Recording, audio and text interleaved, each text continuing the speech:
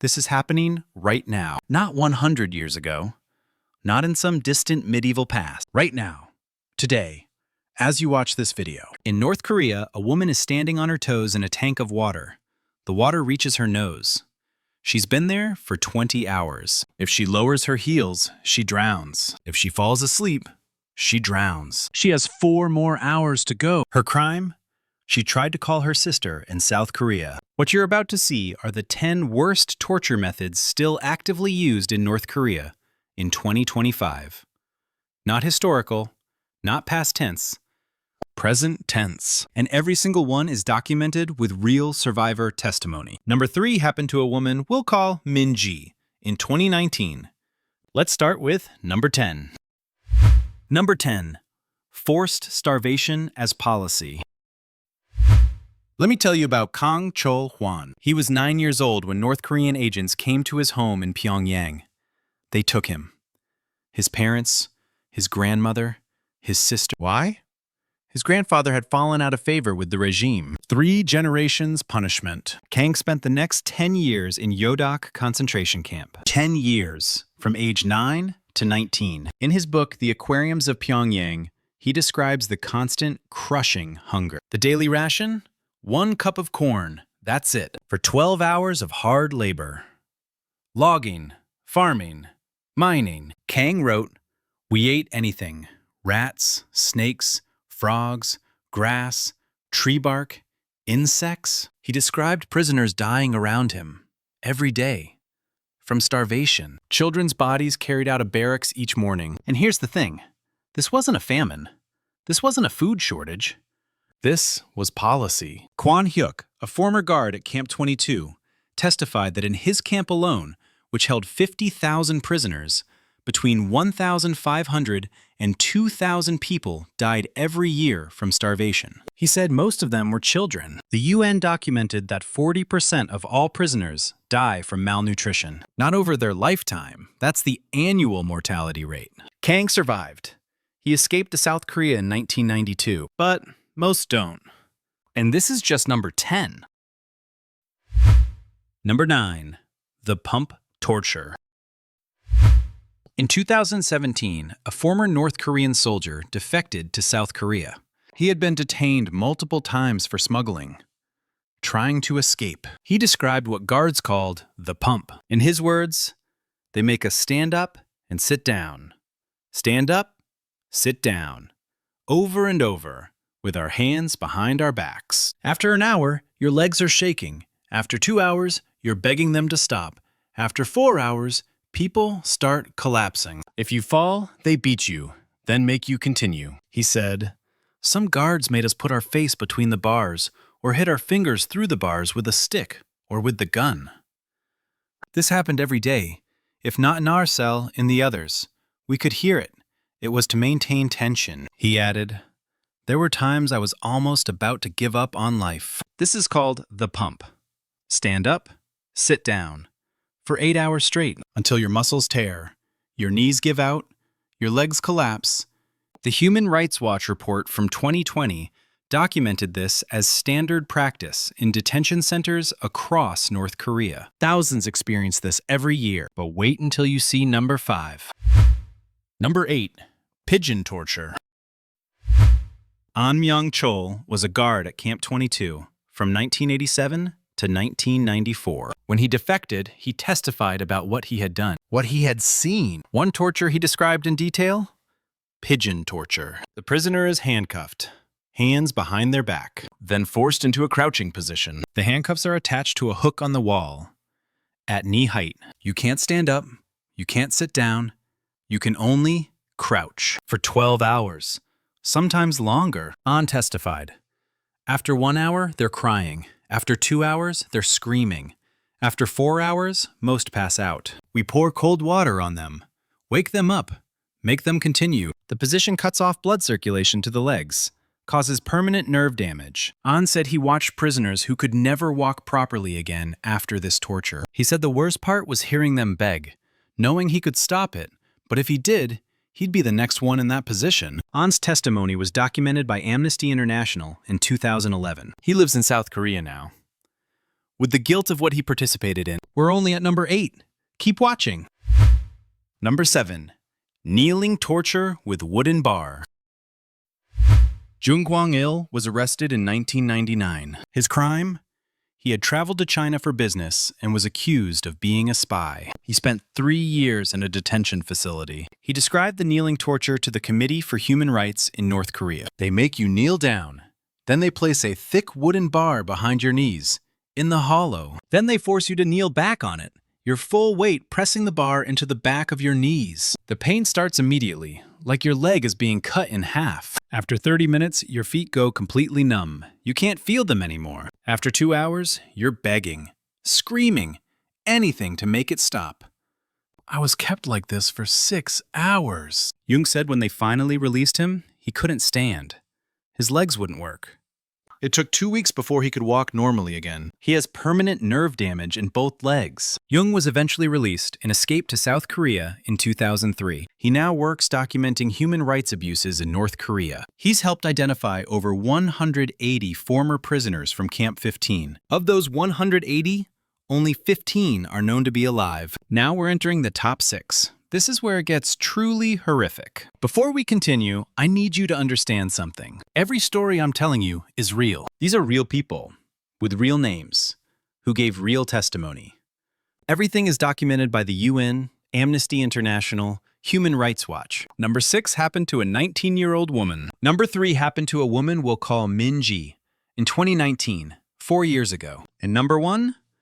Over 100,000 people are experiencing it at this exact moment. Here's number 6. Number 6. Hanging torture. In the testimony collected by the UN Commission of Inquiry in 2014, a woman described what happened when she was caught with a Bible. She was 19 years old, a university student. Someone had given her a Bible. She was curious. She read it. A neighbor reported her. She was taken to a detention center. She described, "They stripped me naked, tied my hands behind my back. Then they hung me upside down from the ceiling, by my feet. All the blood rushed to my head. I felt like my skull was going to explode. While I hung there, guards beat me with wooden clubs. I lost count of the blows. I lost consciousness multiple times. When they finally cut me down after 3 hours, I couldn't see. Everything was black." Her vision returned after 2 days, but she has permanent damage to her eyes. She also suffered a concussion, memory problems, difficulty concentrating. She was sentenced to 2 years in a re-education camp. She escaped to China in 2018, made it to South Korea in 2019. She testified anonymously because her family is still in North Korea. If they knew she spoke out, they would be sent to camps. 3 generations. That's number 6. And somehow, there are 5 methods even worse. Number 5. The box room.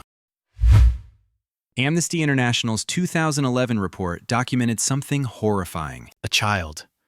They don't give his name to protect his family. He was held in a punishment cell for 8 months. 8 months. He was 9 years old. The cell was described as too small to stand in or lie down, 3 feet by 3 feet by 4 feet tall. For 8 months, this 9-year-old boy could only crouch or sit with his knees against his chest. No light.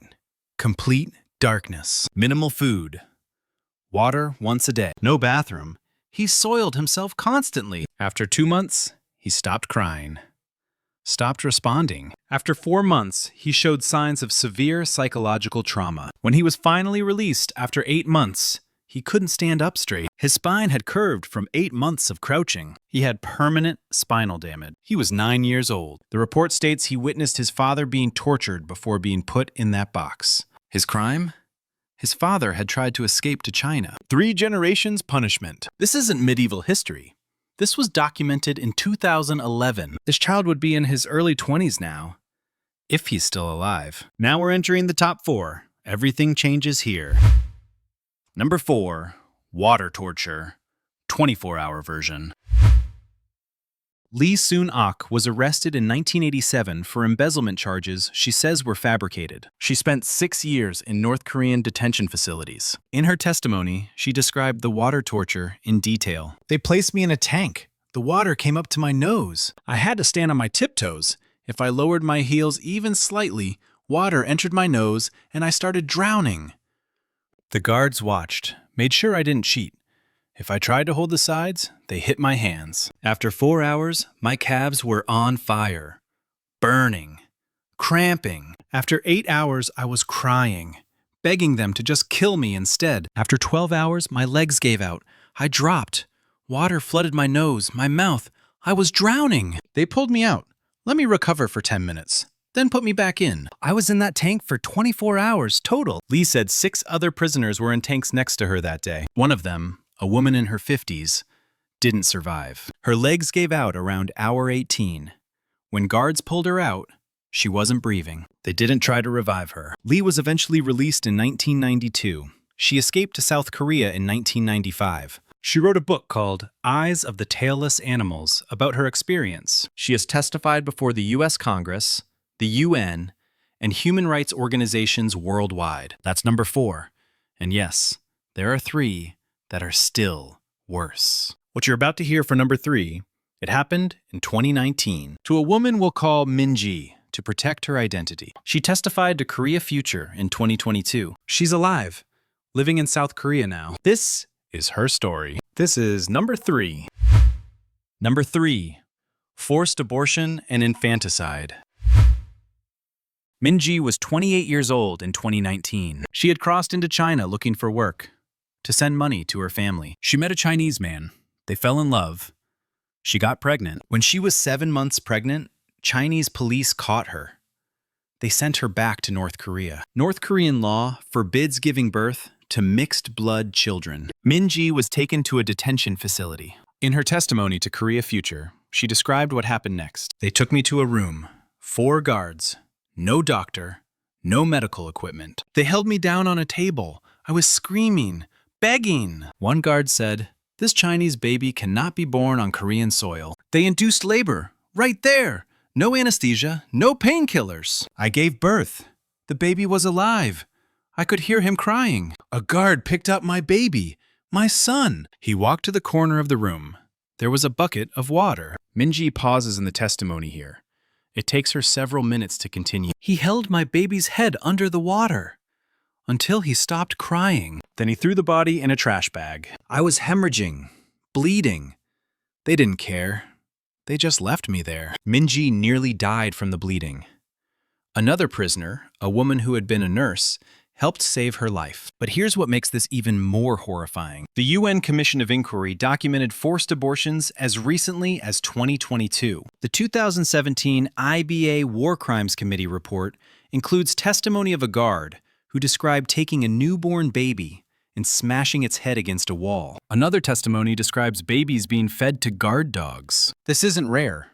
This is policy, and it gets worse. The 3 generations rule. In North Korea, if you commit a political crime, your parents, children, and grandchildren are also imprisoned. 3 generations. So the camps have children born in prison who will die in prison for crimes their grandparents committed. Shin Dong-hyuk was born in Camp 14 in 1982. He lived there until age 23. His entire childhood was in that camp. He had never seen a map, didn't know South Korea existed, thought the camp was the entire world. His whole life was torture, starvation, and forced labor. He witnessed his mother and brother being executed when he was 14. He escaped in 2005.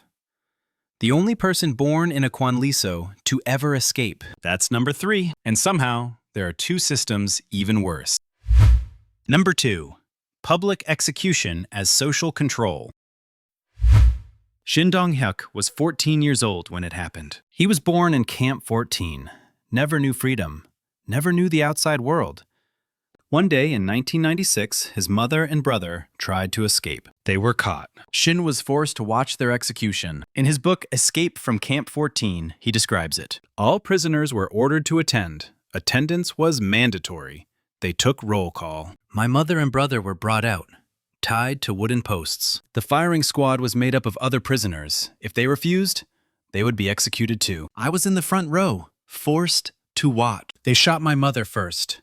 It took several shots. She didn't die immediately. Then my brother. He was 23 years old. We were required to show no emotion. If you cried, you could be punished. If you looked away, you could be punished. After they were dead, We had to applaud. Shin was 14 years old.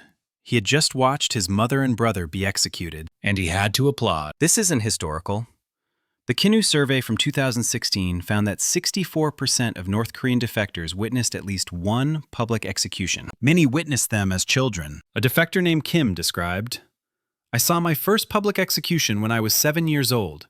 My teacher took our entire class. It was treated like a school field trip. You were told to watch carefully, to learn what happens to traitors." Between 2011 and 2016, over 340 public executions were documented. In 2014, a man was publicly executed for sharing USB drives containing South Korean movies. His wife and children were forced to watch in front of 10,000 people. In 2023, a defector reported witnessing a public execution in Hyesan. A man was killed for watching South Korean television. His family had to watch. But here's the truly evil part. You must watch with the right emotion. If you look away, punishment. If you cry, punishment. If you don't applaud afterwards, punishment. Children learn this by age 7. That's number 2. Which means there's one system that's worse than watching forced executions of family members. And right now, at this exact moment, over 100,000 people are trapped in it. Number 1 has existed since 1965. Between 80,000 and 200,000 people are in it right now. 1/3 are children. Most will never leave. They'll die there. The UN called it crimes against humanity. A Holocaust survivor said it's worse than Auschwitz. Let me tell you about 2 people who survived it. This is the Kwanliso system. Number 1, the Kwanliso camp system, the modern gulag.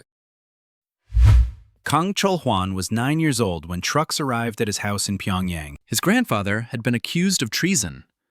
His grandfather lived in Japan. 3 generations punishment. Kang, his parents, his grandmother, his sister, all arrested. They were taken to Yodok concentration camp. Camp 15. Kang spent 10 years there, from age 9 to 19. In the aquariums of Pyongyang, he describes life in the camp. "We woke at 5 a.m., worked until 8 p.m., mining, logging, farming. No days off, no holidays, except New Year's Day. The food was 1 cup of corn per day. That's all. Children worked the same hours as adults. I was 9. I worked in the gold mines. Every day, someone died. From starvation, from accidents, from beatings. I watched public executions. They made us watch. Other prisoners. Sometimes other children. I ate rats, snakes, grass, anything I could find. There was no medical care. If you were too sick to work, you were left to die." Kang described watching his friend, a boy his age, starve to death over the course of weeks. He described prisoners so desperate for food, they would eat corn kernels from cow manure. He described children with distended bellies from malnutrition, eyes sunken, hair falling out. He described the electric fence, 3,300 volts. Between the fences, landmines. Prisoners who tried to escape were publicly executed. He watched it happen. Kang was released in 1987 when he was 19. His grandfather had been rehabilitated posthumously, but most prisoners never leave. Shin Dong-hyuk was born in Camp 14 in 1982. His mother was a prisoner. His father was a prisoner. They were allowed to marry as a reward for good behavior. Shin lived in that camp for 23 years. He never knew another world existed. He thought the camp was reality, that everyone lived like this. In his testimony, he describes, "I was tortured from childhood. If we didn't bow quickly enough to guards, if we didn't work fast enough, if we were caught with unauthorized food. When I was 13, I was tortured for eating 5 kernels of corn I found on the ground. They hung me upside down over a fire. My back is covered in scars from the burns. I watched my mother and brother executed when I was 14 because they tried to escape. I didn't feel sad. I had been taught they were traitors, that they deserved it. It took me years after escaping to understand that what I experienced wasn't normal." Shin escaped in 2005 by climbing over the electrified fence, using another prisoner's body to shield him from the current. That prisoner died. Shin survived. He's the only person born in a Kwanliso to ever escape. Now, in 2025, 6 camps are still operating. Camp 14, Camp 15, Camp 16, Camp 18, Camp 25. Choma Bong. Satellite images confirm they exist. We have the coordinates. Between 80,000 and 200,000 people are in them right now. Kwan-hyuk, the former guard at Camp 22, testified that at his camp alone, 1,500 to 2,000 people died every year from starvation. Most were children. Camp 22 held 50,000 prisoners. It was closed in 2012, not because of human rights concerns, but because the warden defected. The surviving prisoners were relocated to other camps. Thomas Bergenthal, a former judge at the International Criminal Court and a child survivor of Auschwitz, said, "The conditions in North Korean prison camps are as terrible or even worse than those I saw and experienced in my youth in Nazi camps." A Holocaust survivor, saying North Korea is worse than Auschwitz. And as you watch this video, 100,000 people are in these camps, working 16-hour days, starving, being tortured, watching their children die, with no hope of ever leaving. That's number 1. 10 methods, 10 real stories. From Kang Chol-hwan, who spent his childhood in a camp for his grandfather's crime, to Lee Soon-ak, who survived 24 hours of water torture, to Min Ji, who had her newborn killed in front of her, to Shin Dong-hyuk, who was born in a camp and watched his mother executed. These aren't characters. These are real people. Kang lives in South Korea. He's a journalist and human rights activist. Lee testified before the U.S. Congress. Min Ji is rebuilding her life in South Korea. Shin advocates for North Korean human rights worldwide. They survived. They escaped. They testified. But 100,000 people are still there. Right now, as you finish watching this. Children are being born in camps. Who will die in camps? For crimes their grandparents committed. The UN investigated. They called it crimes against humanity, and the world does nothing. North Korea has nuclear weapons. They're testing missiles that can reach the United States. And while the world focuses on their weapons, 100,000 people are dying in camps. So here's my question. Which story affected you most? Comment the number 1 through 10. And if you think people need to know these stories, if you think Minji's story matters, if you think Shin's story matters, share this video. Because the only reason these camps still exist is because the world isn't paying attention. These aren't history lessons. These are emergency broadcasts about crimes happening right now. Thanks for watching. Now you know their names. Now you know their stories. What you do with that knowledge is up to you.